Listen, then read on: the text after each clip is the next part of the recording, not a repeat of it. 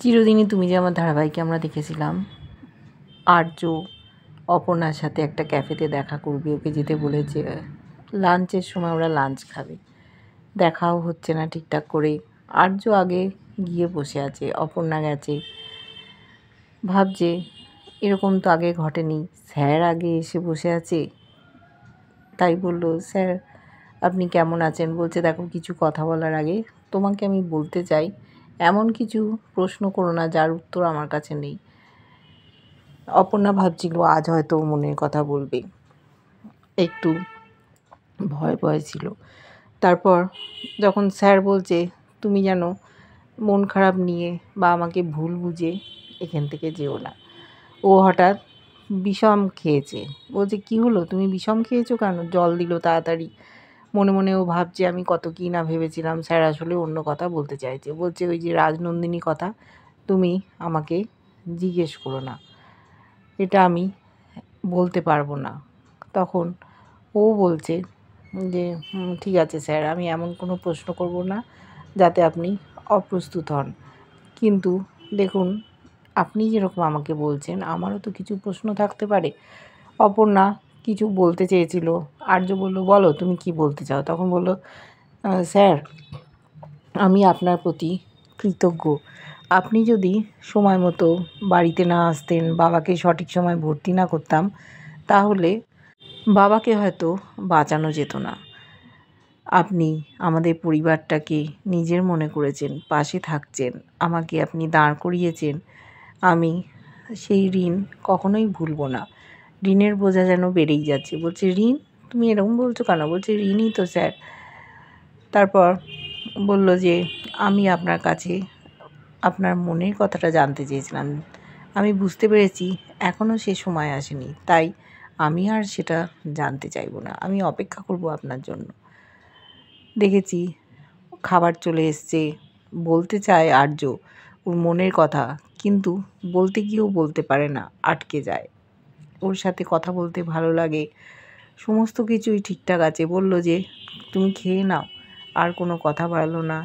ওরা লাঞ্চ করতে শুরু করলো। দেখেছি সন্ধে হয়ে গেছে। মীরা ওর মা অসুস্থ, মায়ের কাছে গেছে, মনে মনে কষ্ট পাচ্ছে। ও রাজনন্দিনী শাড়ির কিছু ছবি দেখছে, ভাবছে আমি অফিসে গেলাম না, কেউ আমার খোঁজও নিল না, একটা ভুল করে ফেলেছি, তার জন্য কেউ জানতেও চাইলো না আমি অফিসে নেই, এতদিন ধরে কাজ করছি। ওর মা অসুস্থ, বলছে হ্যাঁ রে মা, তোর মুখটা শুকনো, তুই ছুটি নিয়ে এসছিস, আমার সাথে আছিস, কিন্তু কথা তো বলছিস না। বলছে এই তো আমি তোমার সাথে সময় কাটাচ্ছি। বলছে হাতে গুনে বলা যায় তুই সারাদিনে কটা কথা বলেছিস, তোর কি মন খারাপ? বলছে না না, মন খারাপ হবে কেন, আমি খুব ভালো সময় কাটাচ্ছি তোমার সাথে। বলছে দেখ আমার তো সময় ফুরিয়ে আসছে, আমি চাই তোর বিয়েটা দেখে যেতে। কিন্তু ওর আর আর্যর একটা ছবি টাঙানো ছিল, তাকিয়ে দেখছে, মনে মনে ভাবছে আমি তো একজনকে মন দিয়েছি, আর আমি অন্য কাউকে বিয়ে করতে পারবো না, ওকেও বলতে পারবো না, একটা ভুল করে ফেলেছি, আর্য কি আমাকে ক্ষমা করতে পারবে?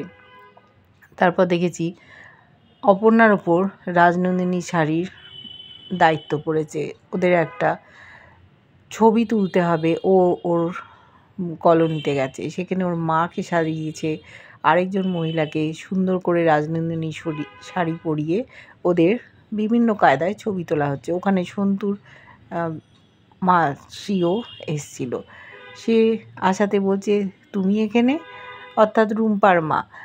সে ভাবছে ওর মাকে সাজিয়ে গুজিয়ে ছবি তোলাচ্ছে, বলছে দেখো তুমিও তো এখানে আসতে পারো, তুমি এসে। বলছে আমি? বলছে হ্যাঁ।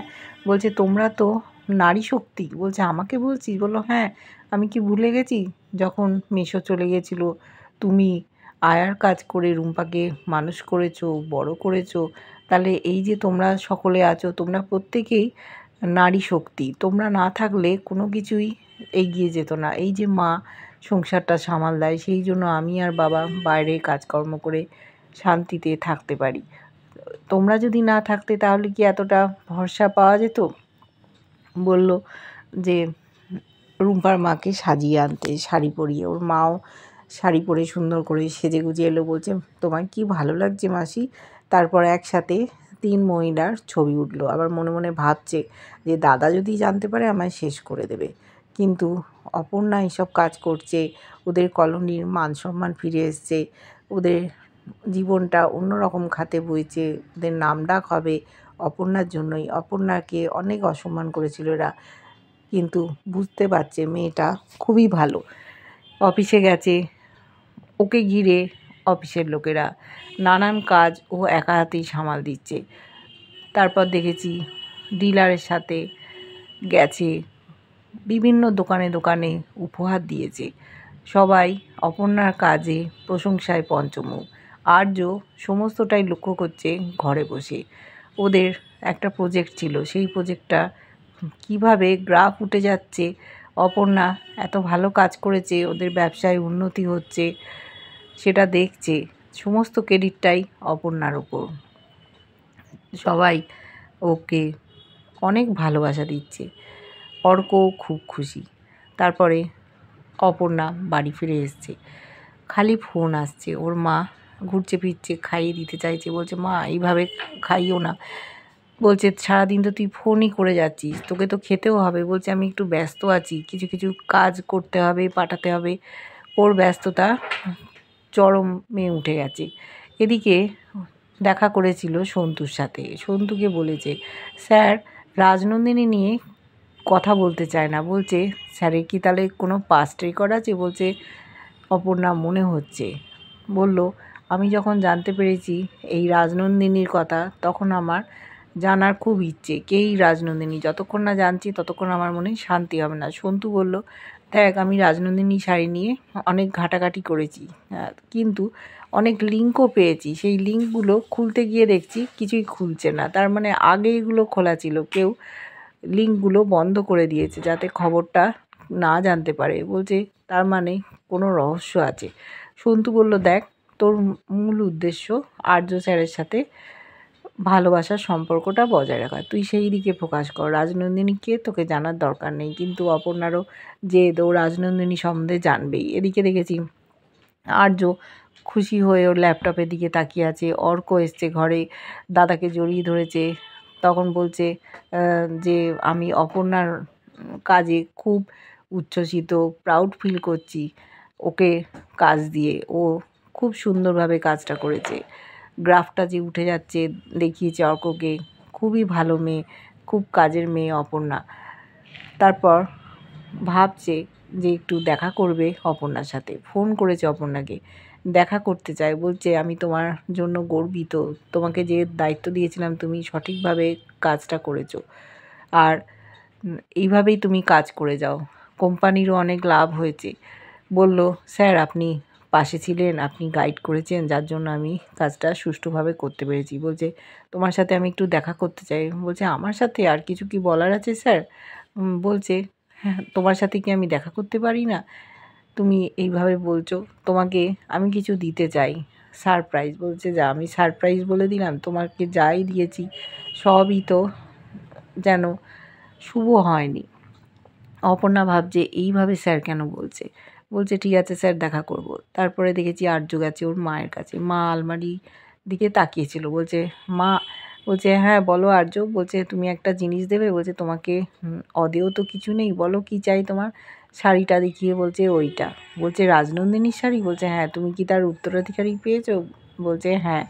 তখন বলছে যে সে টাকা পয়সা গাড়ি বাড়ি কিছুই চায় না। একদিন অপর্ণা বলেছিল স্যার আমি আপনার সাথে হাত ধরে শুধু জীবনটা কাটাতে চাই, আমার কোনো লোভ নেই, মোহ নেই, টাকা পয়সা গাড়ি বাড়ি কিচ্ছু চায় না। তাই হীরের আংটি কিনে রেখেছিল সেটাও দেয়নি, সামান্য একটা শাড়ি উপহার দিতে চায়। একটা নির্লোভী মেয়ে অপর্ণা মার কাছে চেয়ে নিয়েছে।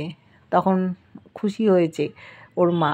বলছে আর্য যে মা আমাদের রাজনন্দিনী শাড়ির একটা নতুন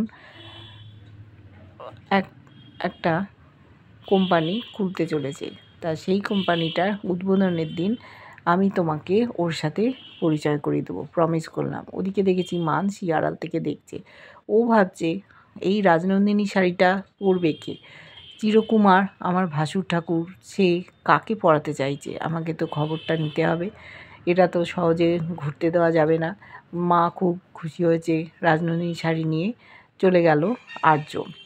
মা ভাবছে অনেক আমি অপেক্ষা করেছি, কে সেই মেয়ে, আমাকে দেখতে হবে।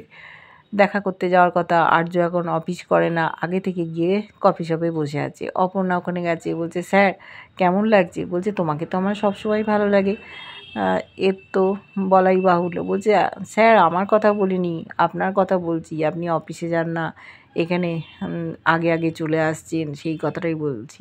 বলছে আমি তো অনেক ছোটাছুটি করেছি, এখন একটু বিশ্রামে আছি, খারাপ কিছু লাগছে না, অনেক কিছু ভাবছি। বলছে কী ভাবছেন স্যার?